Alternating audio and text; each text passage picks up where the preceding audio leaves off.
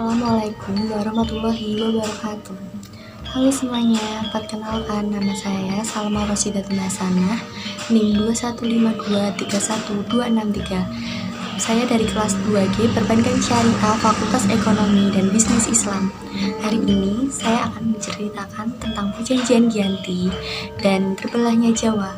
Perjanjian Giyanti merupakan suatu peristiwa besar di masa silam. Sejarah ini hadir sebagai perekat ingatan kolektif masyarakat. Dengan peristiwa tersebut, perjanjian ini lahir sebagai sebuah kesepakatan segitiga politik antara Pakubuwono III, Pangeran Mangkubumi, dan Perserikatan Perusahaan Dagang Hindia atau yang disebut dengan VOC yang terjadi pada tanggal 13 Februari 1755. Nama Giyanti sendiri diambil dari lokasi penandatanganan perjanjian, yakni di Desa Janti dalam pelafalan Blage Giyanti, dan tempat sekarang dikenal dengan Dukuh Kerteng, Jatiharjo, Karanganyar, Jawa Tengah. Di masa silam, Perjanjian Giyanti ini dibuat dalam rangka meredam konflik yang telah terjadi berlarut-larut. Pasca perpindahan Keraton Kartosuro ke Surakarta, api dari peristiwa geger percinan ternyata belum mati. Tepat di sungguhnya. Ketika itu, Mangkubumi yang membantu Pakubuwono II meredakan api konflik mendapatkan hadiah berupa sebidang tanah dari Pakubuwono II. Namun, luas tanah yang diberikan rupanya menyebabkan kecemburuan. Salah satu seorang pangeran lalu mengeluhkan ketidakadilan terkait hadiah tersebut kepada Gubernur Jenderal Baron van Imhoff. Sang gubernur jenderal di Batavia itu pun lantas mengeluarkan keputusan yang membuat tanah tersebut tidak jadi dimiliki oleh Mangkubumi. Tadinya dia minta izin pada kakaknya. Daripada nunggu, saya kurang lebih baik buanglah saja. Buanglah kemana sampai saya tidak bisa kembali lagi ke Jawa. Akhirnya diberi sangu 3.000. Ini untuk jatah makan anak buahmu. Silahkan pergi. Malamnya pergi. Sejak itulah pecah perang Mangkubumen. Puluhan ribu prajurit perlawanan ini mendorong Gubernur VOC untuk Jawa Utara Nicholas Arti mengambil sikap untuk menyelamatkan daerah operasionalnya. Secara tertutup, Hartings melakukan perundingan dengan Pangeran Mangkubumi. Setelah berkali-kali melakukan perundingan, Hartings bersepakat dengan Pangeran Mangkubumi yang juga hendak menjadi pengusaha di tanah Jawa pada tanggal 23 September 1754. Nota kesepakatan antara VOC dan Mangkubumi terlaksana. Sang pengganti Pakubuwono II dan nota tersebut menyatakan bahwa Pangeran Mangkubumi mendapatkan wilayahnya pada tanggal 4 November 1754. Pakubuwono III menyatakan persetujuannya terhadap hasil perundingan Gubernur Jawa Utara dengan Mangkubumi tersebut. Surat pernyataan itu disampaikan oleh Pakubuwono III kepada Gubernur Jenderal VOC Jaskov Mosel. Kesepakatan ini mendorong terjadinya sebuah perjanjian besar yang ditandatangani di Desa Giyanti, beberapa kilometer di sebelah timur Surakarta. Penandatanganan perjanjian ini menjadi pangkal dari terbelahnya III menyatakan persetujuannya terhadap hasil perundingan Gubernur Jawa Utara dengan Mangkubumi tersebut. Surat pernyataan itu disampaikan oleh Pakubuwono III kepada Gubernur Jenderal VOC Jaskov Mosel. Kesepakatan ini mendorong terjadinya sebuah perjanjian besar yang ditandatangani di Desa Giyanti, beberapa kilometer di sebelah timur Surakarta. Penandatanganan perjanjian Giyanti ini menjadi pangkal dari terbelahnya tanah Jawa menjadi dua bagian atau yang dikenal dengan istilah Palihan Nagari.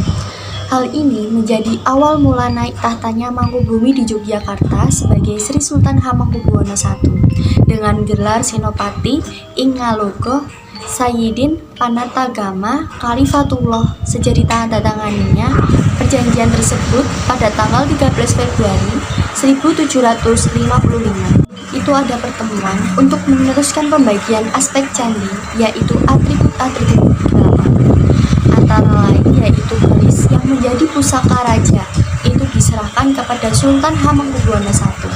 Kedua, bahasa Jogja, meneruskan pada dialek namanya bahasa Babongan dalam soal penampilan, gaya, dan klaim.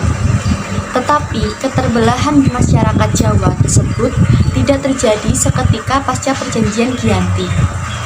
Kalau masalah bahasa, itu biasanya karena pengaruh lingkungan. Karena perjalanan waktu dan bahasa tidak bisa untuk berubah begitu cepat dalam kurun waktu 1 atau 2, 3 tahun. Mungkin sampai 30 sampai 50 tahun. Proses pembagian wilayah dan juga aspek-aspek lain, seperti bahasa, mengalami proses panjang yang berjalan seiring dengan waktu. Jadi tidak disebutkan di wilayah mananya. Pembicaraan yang berkepanjangan baru selesai sekitar 20 tahun. Perjanjian Giyanti tidak merinci pembagiannya. Wilayah pada gilirannya menimbulkan rentenan-rentenan peristiwa. Pembagiannya itu sengaja diacak sehingga ada banyak negara atau wilayah-wilayah yang tumpang tindih satu sama lain. Sehingga di antara kedua kerajaan itu terjadilah konflik. Sementara itu, pasca perjanjian Giyanti, Raden Mas Said atau Pangeran Sambernyawa yang dahulu membantu Mangkubumi masih terus melakukan pemberontakan seperti halnya Mangkubumi. Pangeran Sambernyawa yang juga merupakan Pakubuwono turut menuntut hak sebagai penguasa wilayah. Dalam gerakannya pada Oktober 1755, Pangeran Sambernyawa berhasil mengalahkan satu kelompok pasukan VOC. Kemudian pada Februari 1756, ia juga hampir membakar keraton yang juga didirikan di Yogyakarta. Setelah perang bertahun-tahun, VOC akhirnya menodai dan penandatangan perjanjian Salatiga pada 1757. Perjanjian ini membuat tanah Jawa kembali dibagi. Perjanjian ini disepakati bahwa Pangeran Sambernyawa mendapatkan sebagian dari wilayah Kasunanan Surakarta dengan wilayah kekuasaan yang dikenal sebagai Kadipaten Mangkunegaran. Pangeran Sambernyawa berjatah tahta dengan gelar Kajeng Gusti Pangeran Adipati Arya Mangkunegara Lelono Jaya Miseso Senopati ing Aluga Satriya Raga Mataram ing Nganagari Surakarta Hadiningrat. Keterbelahan Jawa ini kemudian hari belum berhenti. Pada tahun 1813 di masa Gubernur Jenderal Thomas Stamford Raffles dari Kerajaan Inggris Kesultanan Yogyakarta juga terbelah dengan lahirnya Paku Alaman. Dengan demikian, tanah Jawa kemudian memiliki 4 wilayah pemerintahan masing-masing tumbuh dengan perbedaan model dan orientasi politik. Hal ini pun mengantarkan Jawa pada rupanya yang beragam. Dinamika politik yang digerakkan oleh angin revolusi pada masa pertengahan 1940-an membuat masing-masing mengalami nasib yang berbeda. Hal ini berujung pada perbedaan status hingga hari ini. Di masa Republik Indonesia, Kasunanan Surakarta dan Kadipaten Mangkunegaran menjadi situs cagar budaya. Sementara wilayah Yogyakarta yang di dalamnya juga terdapat Paku Alaman menjadi daerah istimewa.